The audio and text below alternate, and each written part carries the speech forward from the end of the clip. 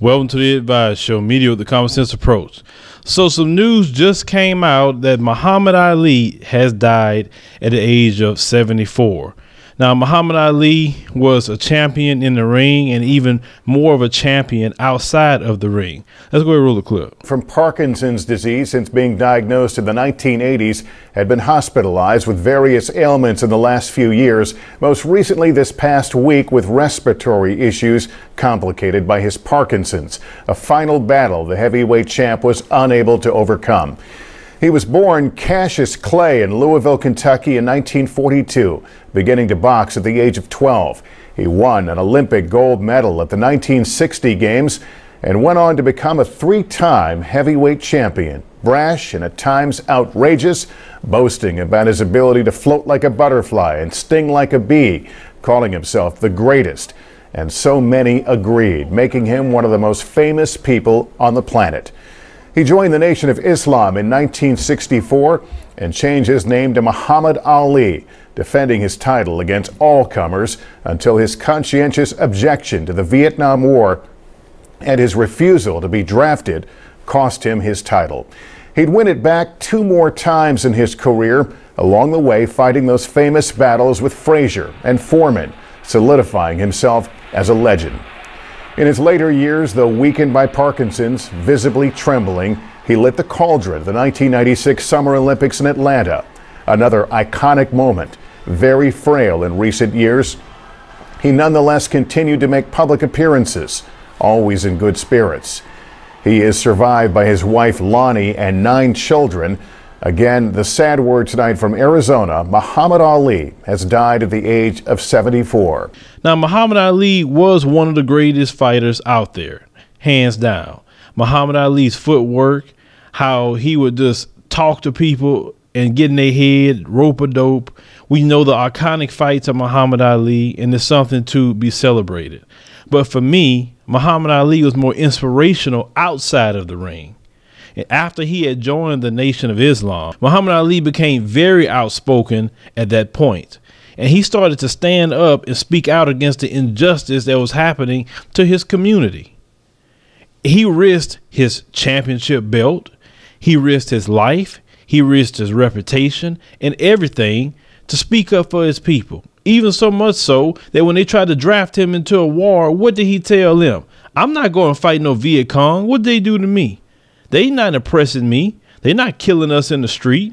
They haven't enslaved us. What did the Viet Cong do? They're poor people. I'm not going over there to kill no poor people for no politicians. And he stood by that, and he lost his belt and went to jail. A real man, a man that stands up on his principles. Look at these athletes today. They won't even do half of what Muhammad Ali has done. What comes to mind is Donald Sterling, how he was saying these things about he didn't want black people at the games. What did those black men do? They went on that court, played ball anyway. Their coach coached them anyway. Muhammad Ali wouldn't have done anything like that. What's even sad is that a lot of black men were supporting the Clippers players to go out there and play for a man who say he didn't want black people at the games. You rationalized it and say they got contracts and families and everything else. You think Muhammad Ali would have did something like that? No. And that's the biggest problem right now with black men in sports and outside of sports. You don't want to stand up for anything. You want to give excuses for cowardice. Muhammad Ali put everything on the line to stand up for his people. A lot of you won't even stand up for your own children. Forget the people. Some of you won't even stand up for yourself. Speak up for yourself, because a lot of you would duck your head between your legs and go sit down somewhere. This is why it's gotten so bad for us in our community, to the point that our women are getting killed now. Renisha McBride, Rakia Boyd, the situation happened with Sandra Bland. All these cases that we can keep talking about is because you don't speak up. You don't say anything much anymore. It's only a few that's doing it. Your sports players, you worry more about yourself and your money than the struggle of your people. All the people in Cleveland was asking LeBron James to say something about Tamir Rice, to speak up, maybe boycott a game or something. No, what did he do? Put a statement out by his publicist and said, I don't know much about the case to even comment. You think Muhammad Ali would have did that, LeBron James? I lost so much respect for LeBron James when he said that crap. All these different cases is happening, and none of these sports players say anything. Actors, actresses, a lot of them don't say anything because they're worried about losing something. Muhammad Ali went to jail for what he believed in.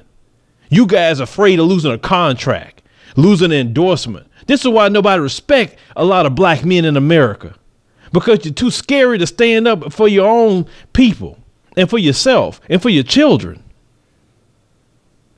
Muhammad Ali would have never did anything like some of these sports players are doing now. You're scared to speak up about Trayvon, scared to speak up about Mike Brown, scared to speak up about Eric Garner. You don't say nothing. Oh, I made a tweet. Forget a tweet. Who cares? No, did you actually go out there and say something? Did you show your face? No, because you don't care. Gone are the days of black men like Muhammad Ali that will actually say something.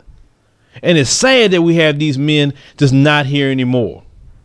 It's very, very sad. This is why we're so defeated a lot of times, because we don't have real men like Muhammad Ali anymore that have the influence and the finance to not only speak up, but back it up with his finances to help out different movements. Because, you know, actors and actresses may not spoke up, but they was helping. Like Harry Belafonte, he was an actor, and he greatly contributed to the civil rights movement in his voice and his finance. Yes, we know Jay-Z and Beyonce has bailed out a lot of Black Lives Matter protesters. Yes, it has come out. Yes, we know Will and Jada had gave a substantial amount of money to the Million Man March last year. I know that. I want to make sure to give them credit. But that's a small amount of people when you have so many of you guys making millions and millions of dollars. You know, LeBron James is worth $300 million.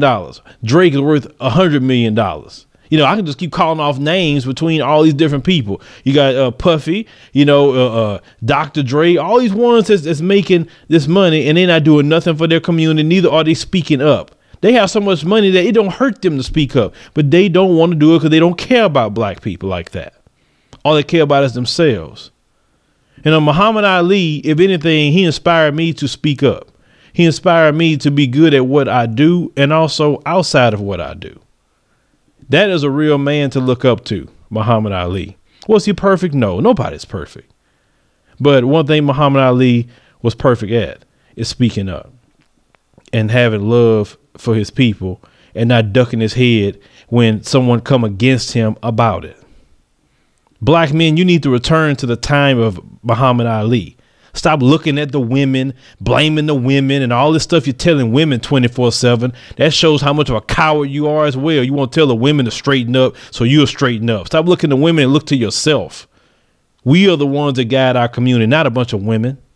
You think Muhammad Ali would have been begging women to change and have attitude and all this other stuff? No, you make the lead. You make the change. Stop looking for excuses.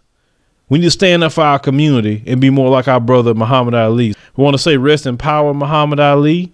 You were a great fighter and also a great fighter within the community. It's sad that you're gone, but I hope a lot of people look into your life and be inspired to stand up and speak up once again, especially those who are in sports. Hit me up in the comments, use your commentaries, subscribe.